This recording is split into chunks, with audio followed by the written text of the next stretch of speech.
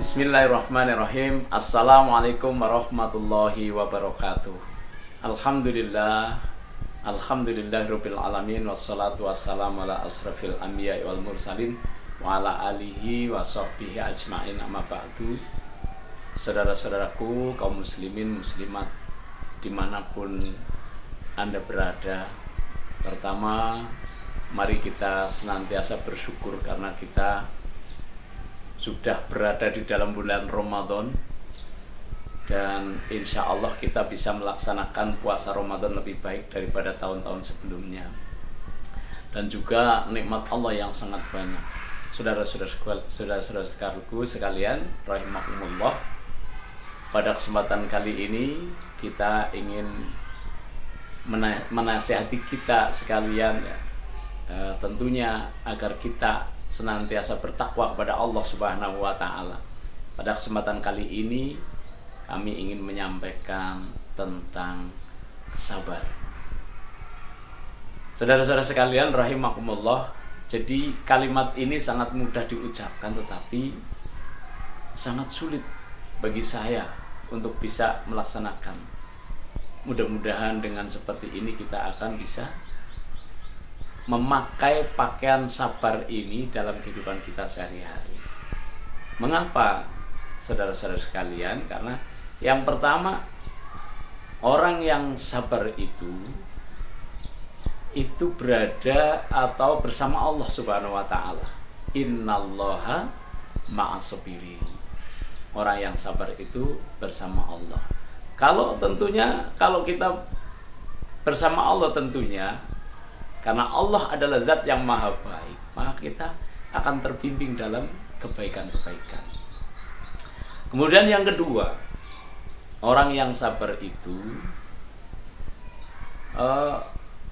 akan masuk ke dalam surga. Di dalam surat Yusuf, di sana dijelaskan bahwa para malaikat itu mengucapkan orang-orang yang masuk surga dengan kalimat Salamun alaikum bima sabartum.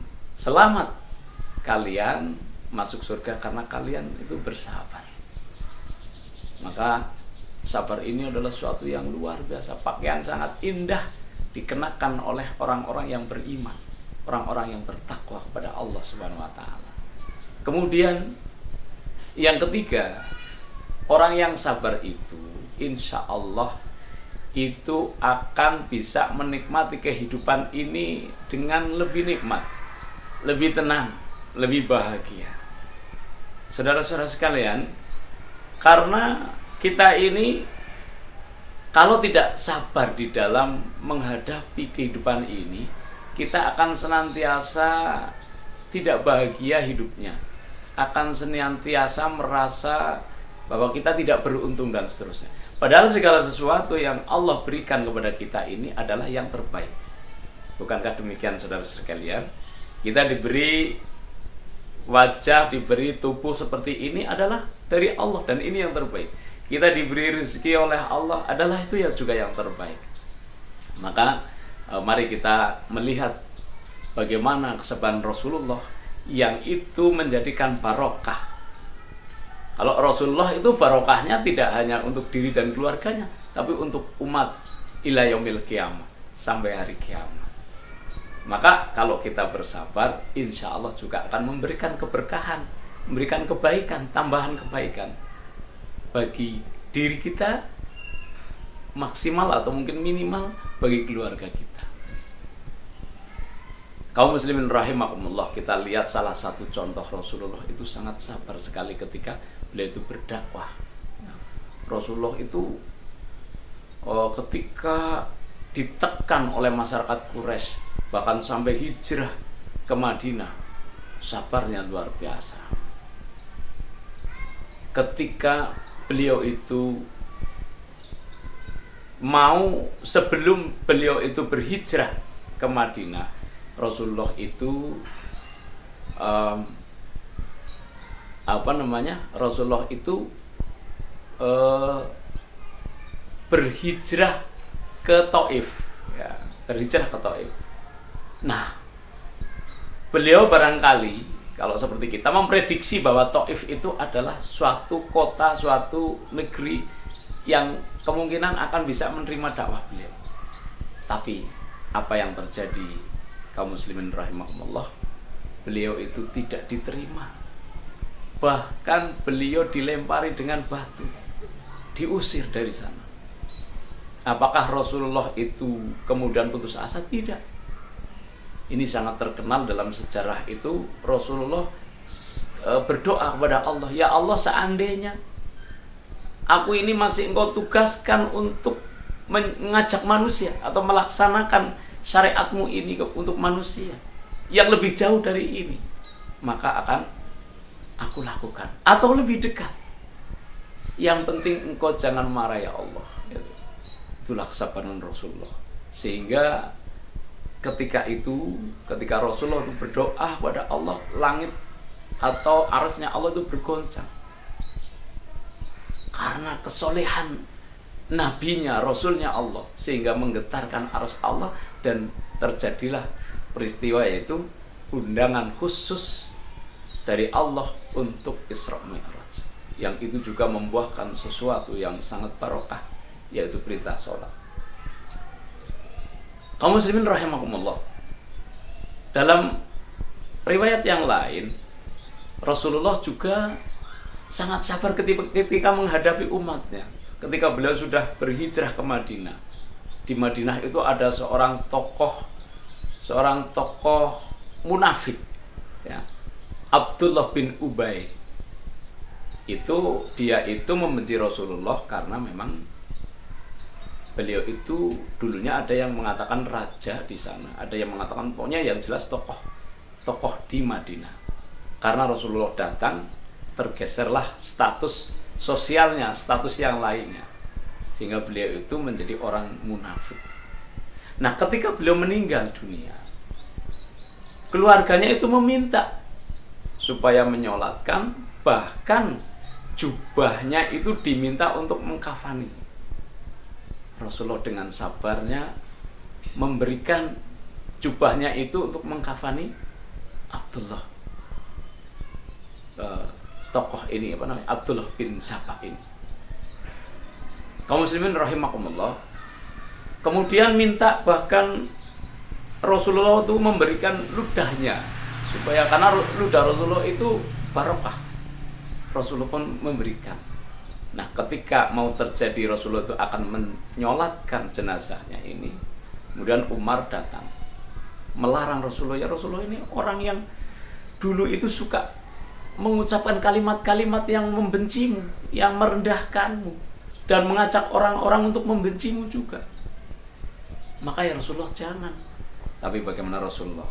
Rasulullah meminta supaya Umar menyingkir. Kemudian Allah yang Maha Tahu memerintahkan malaikat Jibril untuk mengingatkan Rasulullah, sehingga Rasulullah diingatkan sama malaikat Jibril. Kemudian Rasulullah membalik, tidak jadi menyolatkan jenazah tokoh munafik nomor 1 saat itu. Kaum muslimin rahimakumullah, ternyata dalam sejarah ini ada yang mencatat bahwa kurang lebih mungkin ada 1000 orang yang dulu sudah diprovokasi oleh Abdullah bin Ubay bin Salul ini, yang tadinya itu sudah termakan provokasinya. Mereka tercatat menjadi orang-orang yang muslim atau orang mendukung Rasulullah SAW. Inilah kaum muslimin rahimahumullah. Jadi kesabaran itu pasti akan membuahkan, akan menghasilkan sesuatu yang baik. Di samping ma'allah, bersama Allah, innallaha ma'as-sabirin. Itu. Jadi, tapi ini sangat sulit sekali untuk diwujudkan dalam kehidupan kita. Contoh misalnya kita itu memiliki anak. Kalau kita sabar mendidik anak, insya Allah anak ini suatu ketika, mungkin dalam waktu cepat atau lama, bahkan kita sudah meninggal dunia, mungkin akan memberikan kebaikan kepada mereka dan juga tentunya kepada diri kita sebagai sebuah amal soleh. Atau kita ketika dulu bersabar, ketika sedang misalnya studi atau sedang nyantri atau apa, itu tentunya nanti akan ada keindahan seperti dalam surat Yusuf di sana. bahwa orang yang bersabar itu adalah indah ya. As-sabrun jamil. Jadi orang yang sabar itu mendapatkan keindahan-keindahan. Maka coba kita lihat keindahan sejarah Rasulullah yang begitu sabarnya menghadapi umat yang begitu susahnya, sehingga sampai hari ini pun kita akan bisa merasakan keindahan nikmatnya orang bersabar.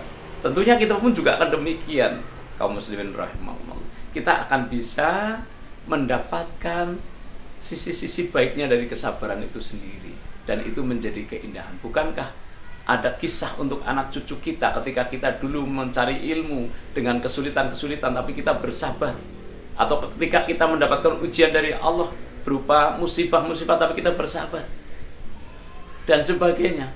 Itulah nilai kesabaran, keberkahan dari kesabaran. Maka di bulan Ramadan ini mari kita berusaha untuk belajar bersabar. Untuk sabar betul susah, belajar terus, karena akan mencapai suatu titik atau puncak kebaikan itu ketika kita mau berlatih, kita mau berusaha untuk berbuat. Mari terus cari ilmu, kita mempelajari bagaimana para salafus sholih itu dalam menghadapi kehidupan dengan pakaian kesabaran itu. Mereka itu menjadi indah. Sampai hari ini kita senantiasa membaca sirahnya, itu begitu indahnya. Kaum muslimin rahimahumullah, sekali lagi selamat berpuasa. Dan mari kita kenakan baju sabar ini dalam kondisi kapanpun ketika memang itu harus kita kenakan. Wassalamualaikum warahmatullahi wabarakatuh.